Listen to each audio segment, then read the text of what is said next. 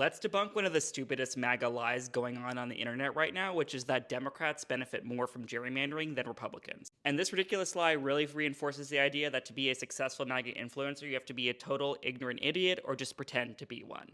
So they keep passing around this map saying that, look, in New England, there are no Republican congresspeople, so obviously gerrymandering helps Democrats. And we can attack this on three different levels. The first one, it's not the Democrats' fault that you can't win a Trump plus 7 seat in Maine.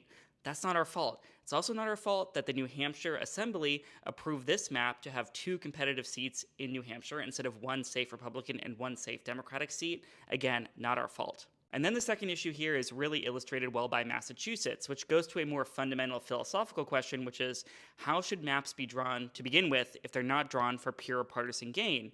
And the issue with Massachusetts is it's actually really hard to draw a Republican seat because of how Republicans are distributed around the state. And so should maps be drawn to reflect proportionality? Because that would require you to gerrymander a Republican seat for Republicans in Massachusetts. And if you take a step back, you would know that single member districts are not intended to reflect proportional outcomes.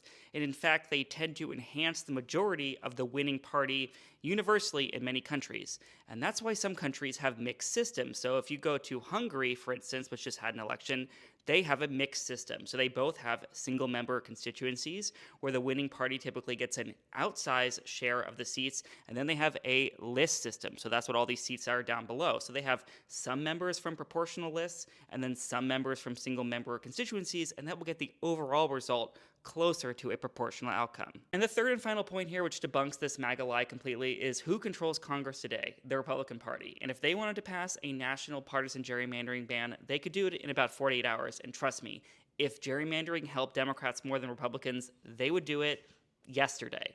And there's only one Republican, to my knowledge, Kevin Kiley, who's getting gerrymandered out of his seat in California, who supports such a ban. So he could easily team up with the other Republicans who are losing their seats in California and Virginia and all of the Democrats and pass a discharge petition.